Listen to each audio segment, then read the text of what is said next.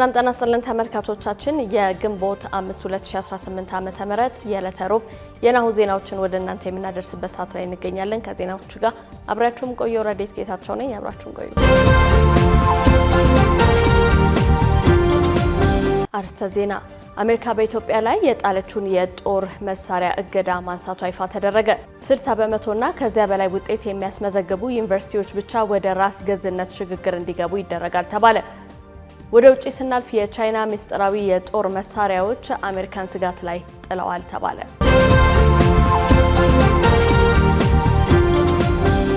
ወደ ቀዳሚ ዜናችን እንለፍ። አሜሪካ በኢትዮጵያ ላይ የጣለችውን የጦር መሳሪያ እገዳ ማንሳቷን ይፋ አደረገች።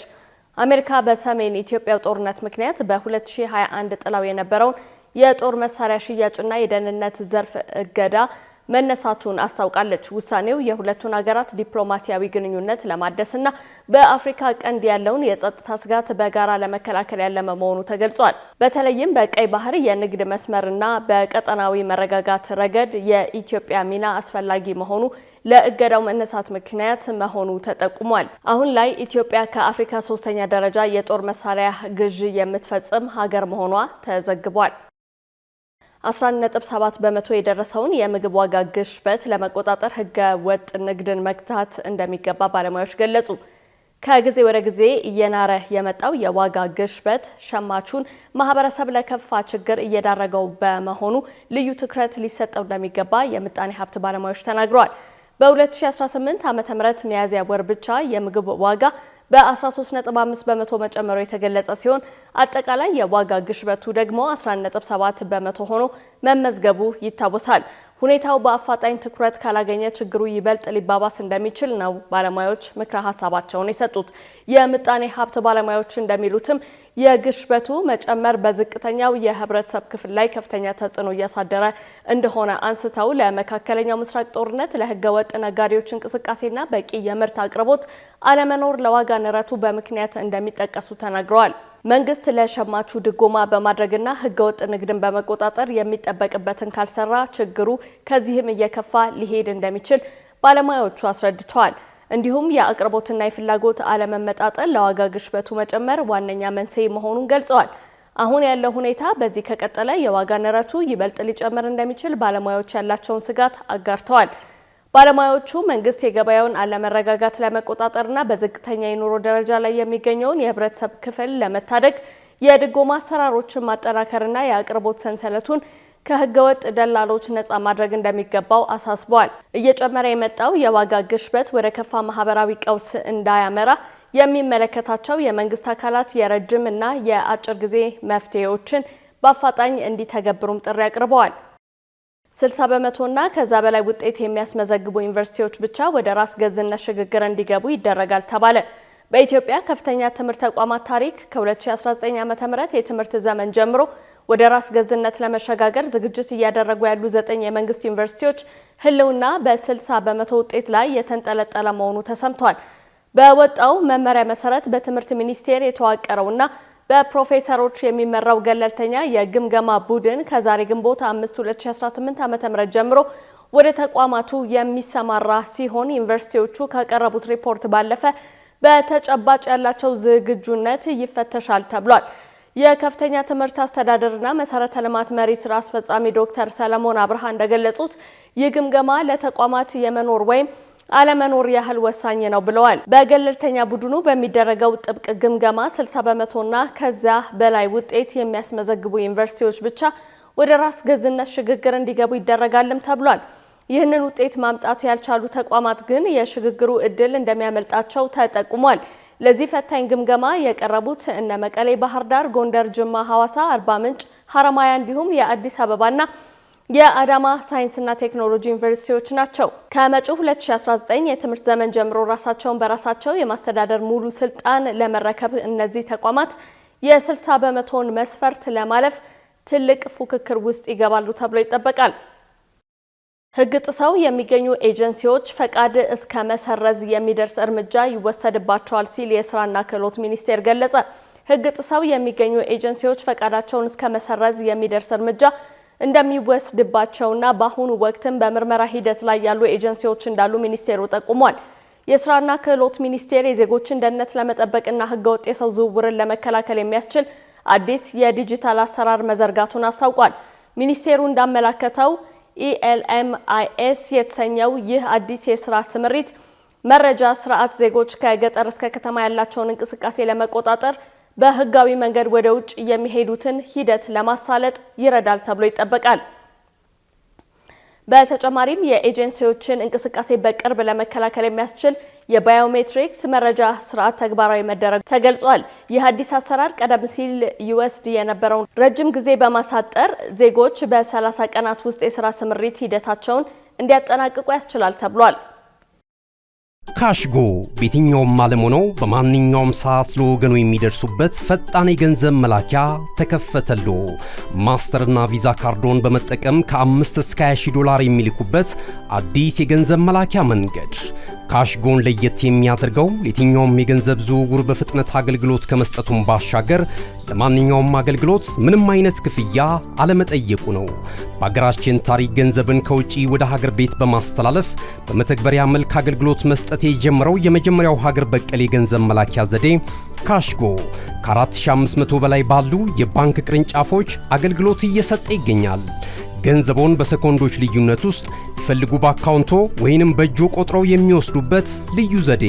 በቅርቡ ሁሉንም ኢትዮጵያዊ ባለቤት ለማድረግ ጉዞ የጀመረው ካሽጎ ዛሬውኑ መተግበሪያውን በስልኮ ላይ በመጫን የአገልግሎቱ ተጠቃሚ ሆኖ ፍጥነት መለያችን፣ ኢትዮጵያን መክፈቻችን፣ ካሽጎ ነው መላኪያችን።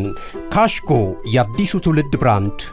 ተመልካቾቻችን ያላችሁት ናሁ ቴሌቪዥን ላይ ነው። አሁን ደግሞ ወደ ውጭ ዜናዎች እናልፋለን። የውጭ ሀገር ተዋጊዎችን በመመልመል የሚከሰሰው የሱዳን ፈጥኖ ደራሽ ኃይል አዛዥ ከቡድኑ መልቀቁን አስታወቀ። በሱዳን ፈጥኖ ደራሽ ኃይል ውስጥ ከፍተኛ አዛዥ የነበረውና የውጭ ሀገር ተዋጊዎችን ወደ ቡድኑ በማስገባት ረገድ ትልቅ ሚና እንደነበረው የሚነገርለት ግለሰብ ከቡድኑ መውጣቱን ሱዳን ትሪቢዩን ዘግቧል። በስፋት አልሳቫና በመባል የሚታወቀው አሊ ሪዝቅ ሰኞ ዕለት በማህበራዊ ሚዲያ በተሰራጨ ተንቀሳቃሽ ምስል ከታጣቂ ኃይሎች ጋር የነበረውን ግንኙነት በይፋ ማቋረጡን ገልጿል። ውሳኔውን ያስተላለፈው ከሱዳን ሕዝብ ጎን ለመቆምና ለሰላምና መረጋጋት ድጋፍ ለመስጠት መሆኑንም ተናግሯል። ምንም እንኳን አልሳቫና እስካሁን የትኛውንም ወታደራዊ አካል አለመቀላቀሉን ቢገልጽም የእርሱ ከቡድኑ መልቀቅ ባለፉት 2 ወራት ውስጥ ከፈጥኖ ደራሽ ኃይሎች የወጣ ሁለተኛው ሰው አድርጎታል።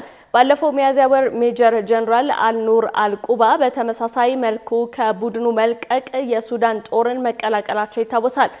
በቡድኑ ውስጥ የብርጋዴር ጀነራልነት ማዕረግ የነበረውና በምስራቅ ዳርፉር ቁልፍ ሰው ተደርጎ የሚወሰደው አልሳቫና ሚያዝያ 15 ቀን 2023 ጦርነቱ በተቀሰቀሰ ወቅት ነበር ቡድኑን የተቀላቀለው። ሱዳን ትሪቢዩን እንደዘገበው ግለሰቡ የውጭ ሀገር ተዋጊዎችን በማሰባሰብና በፈጥኖ ደራሽ ኃይሎች ረገድ ውስጥ በመመልመል ረገድ ትልቅ ሚና ተጫውቷል። አልሳቫና ኃይሎቹን ከመቀላቀሉ በፊት በ2013 ከሱዳን ጦር ጋር የተቀላቀለ የታጠቀ ቡድን መሪ የነበረ ሲሆን በኋላም ከቀድሞ የሱዳን መንግስት ጋር አለመግባባት ውስጥ ገብቶ ነበር። በመጨረሻም በፈጣን ድጋፍ ኃይሎችና በሱዳን ጦር መካከል ግጭት ሲቀሰቅስ ከፈጥኖ ደራሽ ኃይሎች ጎን ተሰልፎ ቆይቷል። የቻይና ሚስጥራዊ የጦር መሳሪያዎች አሜሪካን ስጋት ላይ ጥለዋል ተባለ። ቻይና በቴክኖሎጂ የረቀቁና የዓለምን ወታደራዊ ሚዛን ሊቀይሩ የሚችሉ አዳዲስ የጦር መሳሪያዎችን ይፋ ማድረጉ የአሜሪካን ስጋት ጨምሮታል ተብሏል። ከነዚህም መካከል ከድምጽ ፍጥነት በ5 እጥፍ የሚፈጥነውና ማንኛውንም መከላከያ ሰብሮ የሚገባው DF-17 ሚሳኤል፣ የአሜሪካን የባህር ላይ የበላይነት የሚገታው የአውሮፕላን ተሸካሚ መርከቦች ጉዳይ ሚሳኤል፣ እንዲሁም የጠላትነትን ሳተላይቶችና GPS የሚያሳውሩ ቴክኖሎጂዎች አሜሪካን ስጋት ላይ ከጣሉ ሚስጥራዊ የጦር መሳሪያዎች መካከል ዋነኞቹ መሆናቸው ተዘግቧል። በተጨማሪም በመቶዎች የሚቆጠሩ ድሮኖችን በማሰማራት መከላከያ የሚያወድመው ድሮን ስዋርም ቴክኖሎጂ ቻይና በዘመናዊ ጦር መሳሪያ ልማት የደረሰችበትን ከፍተኛ ደረጃ የሚያሳይ መሆኑ ተገልጿል። ይህ በእንዲህ እንዳለ የአሜሪካው ፕሬዝዳንት ዶናልድ ትራምፕ ለ2 ቀናት ስራ ጉብኝት ቤጂንግ ከመድረሳቸው ቀደም ብሎ ዋሽንግተን ለታይዋን የምታደርገውን የጦር መሳሪያ ሽያጭ እንድታቆም ቻይና አሳስባለች። የታይዋን ጉዳይ በፕሬዝዳንት ትራምፕና በቻይናው ፕሬዝዳንት ሺ ጂንፒንግ ምክክር ላይ ዋነኛው አጀንዳ መሆኑ አይቀሬ ነው ተብሏል። አሜሪካ ከታይዋን ጋር ይፋዊ የዲፕሎማሲ ግንኙነት ባይኖራትም ባለፈው ታህሳስ ወር የ11 ቢሊዮን ዶላር የጦር መሳሪያ ሽያጭ ጥቅል ይፋ ማድረጓ ይታወሳል። በመጨረሻም ኩዌት ከኢራን አብዮታዊ ዘብ ጋር ግንኙነት ያላቸውን 4 ሰርጎ ገቦች በቁጥጥር ስር መዋሏን አስታወቀች።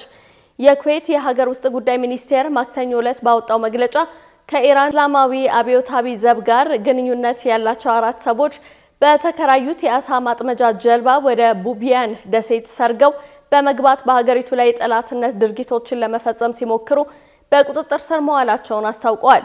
በምርመራ ወቅት ሰርጎ ገቦቹ የኢራን አብዮታዊ ዘብ አባላት መሆናቸውን ማመናቸውን የገለጸው ሚኒስቴሩ በቁጥጥር ስር በሚውሉበት ወቅት በተፈጠረ ግጭት አንድ የጸጥታ አካል መቁሰሉን ጠቁሟል። የኩዌት የውጭ ጉዳይ ሚኒስቴር ድርጊቱን በጽኑ በመኮነን ለተፈጠረው ነገር ኢራን ሙሉ ኃላፊነት እንደምትወስድ ተገልጿል። ይህ ክስተት የተሰማው በዩናይትድ ስቴትስ እና በኢራን መካከል ያለው የተኩስ አቁም ስምምነት መናጋቱን ተከትሎ ቀጠናዊ ውጥረቱ በከፍተኛ ሁኔታ እየጨመረ ባለበት ወቅት ነው።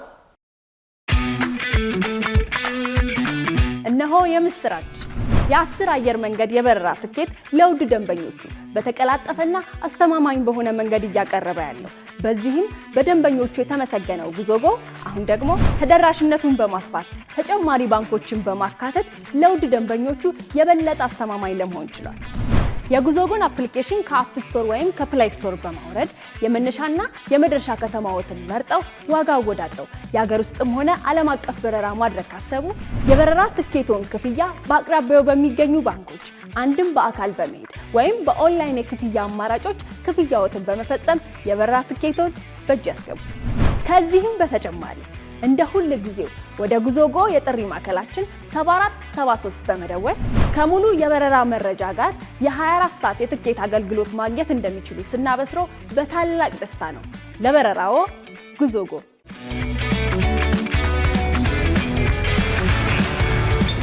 ተመልካቾቻችን ዜናዎቻችን እነዚህን ይመስላሉ። ከዜናዎቹ ጋር አብራችሁ የቆየሁት ረዴት ጌታቸው ነኝ። ጤና ይስጥልኝ።